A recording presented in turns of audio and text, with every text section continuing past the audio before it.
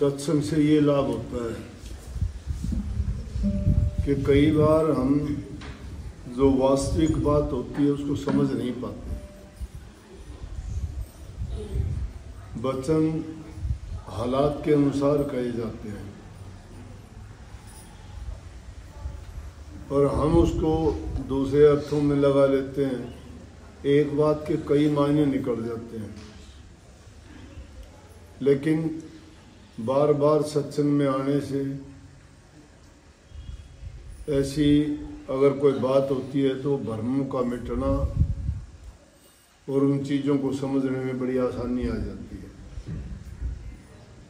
इसी प्रकार से पिछले जो संत हुए, दादू, पलटू, कबीर, नानक, उन्होंने जो वाणियाँ रची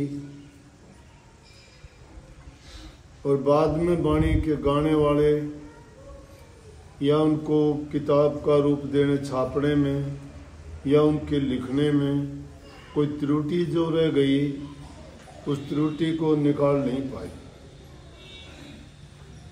क्यों? उस त्रुटि को समझने में बड़ी परेशानी हुई। संत की वाणी को बदलना वैसे नहीं चाहते, अब वो जैसी थी या किसी जगह पे उनसे कोई भूल हो गई, अगर मिसप्रिंट होगी, भूल होगी तो उन्होंने अपनी तरफ से जो वाणी जोड़ दी तो वो उस वाणी का जो असली स्वरूप था वो बदल दी। जैसे उदाहरण के रूप में मैं बताऊं आपको कि कबीर साहब का एक शब्द है जो गाते रहे आज तक, और उसमें वो गलत है। वो वाणी उस टाइम में जो लिखी गई, समाज के हालात कुछ थे, लोगों की सोच दूसरी थी, तो हालात और परिस्थितियों को देख के भी समाज में जो बात प्रचलित हो जाती है उसी को मानते हैं। आज टीवी का ज़माना है, कथाओं का ज़माना है, संतों का ज़माना है।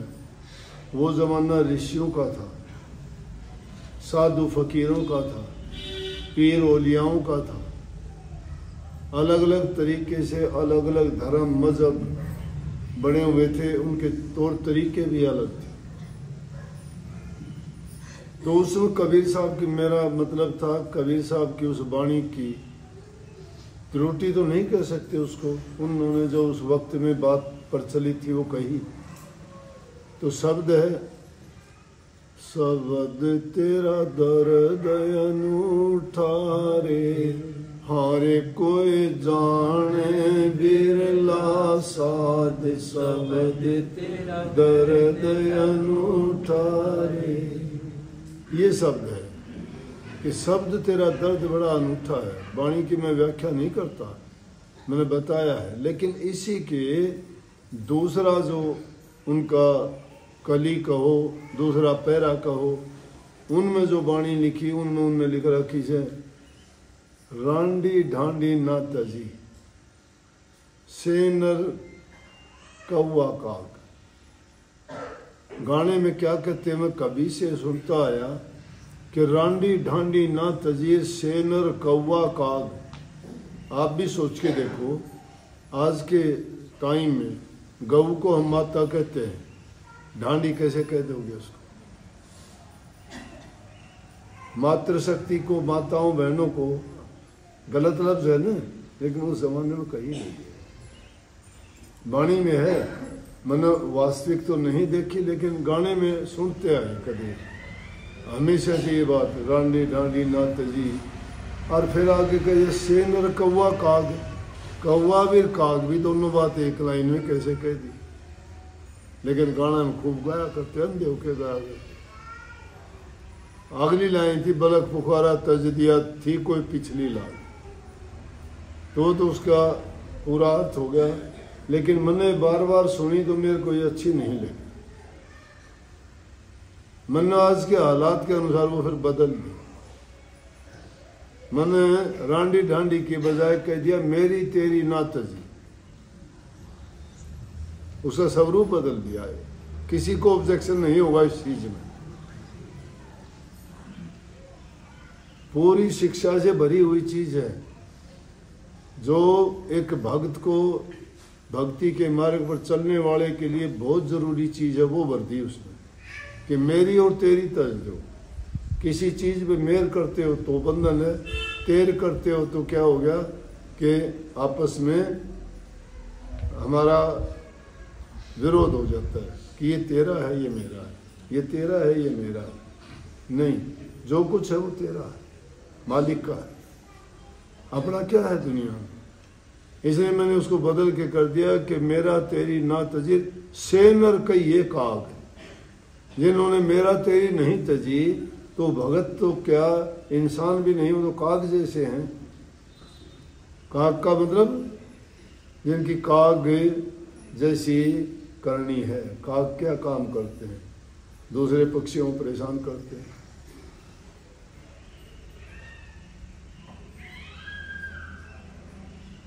दुख देने वाले बन के हम भी, काग वृत्ति होगी हमारी भी, तो हम भी काग कहे जाएंगे। लेकिन अच्छाई की बात यह है कि वाणी को जब हम गाते हैं उसका अर्थ समझना चाहिए। कई बार अर्थ का हम अनर्थ कर देते हैं। वाणी का मतलब कुछ निकलता है, हम उसका और ही कुछ मतलब निकाल लेते हैं। आजकल बहुत से जो मनमर्जी के महात्मा और संत बने बैठे, वो अपनी मर्जी से और कुछ का कुछ लगा लिया। संतों ने कही कि अपने कमाई का 10% हिस्सा दान किया करो। 10% का मतलब हो गया, एक आदमी 10,000 कमाता है तो 1,000 रुपये दान में दिया करो। अब ये बात उनको मिल गई, लुटेरों को।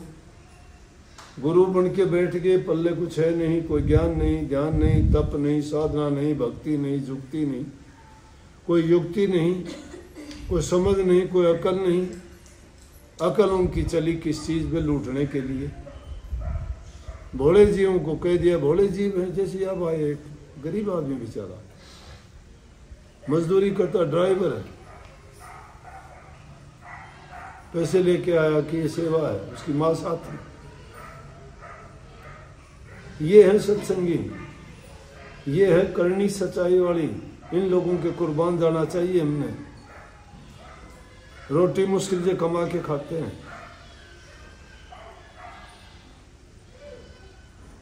सेवा दी किस लिए भाई? क्या काम करता है? बोला ड्राइवर हूँ। क्या कमाता है? 15,000 रुपये महीने। तुम्हारे पास कितने पैसे जमा है? कुछ भी नहीं।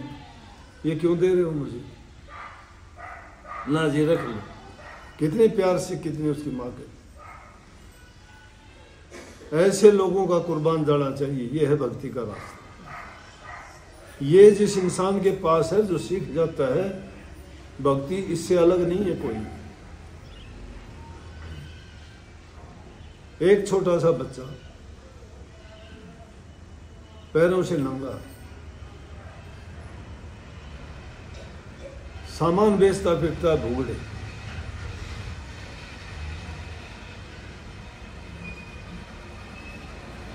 नेक इंसान आता है, उसको देखा 2-4 रुपए के लिए सारा दिन में कितने कमा लेगा। अगर 5, 10, 20 रुपए कमा भी लेगा तो रोजी रोटी का काम चलेगा। पैरों से नंगा, गर्मी तप से, पसीना पसीना है। जब किसी आदमी को देखता है जाके कहता है बाबूजी ये ले लो।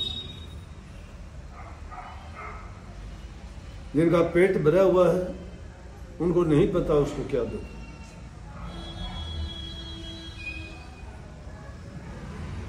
मुंह फेर लेते हैं।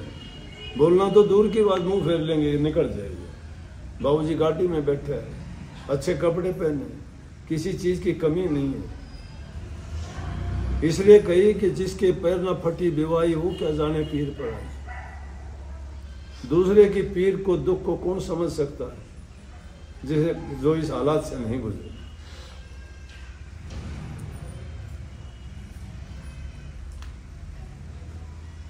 लेकिन सब एक जैसे नहीं होते। नेक इंसान, एक आदमी आता है, देखता है उसको, दया इसको भाग के गया, देख लिया उसको इतने बड़े जूते आएंगे और जूते ला के दे दिए। बच्चे ने जूते पहने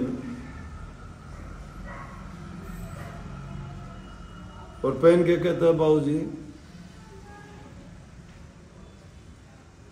आप भगवान?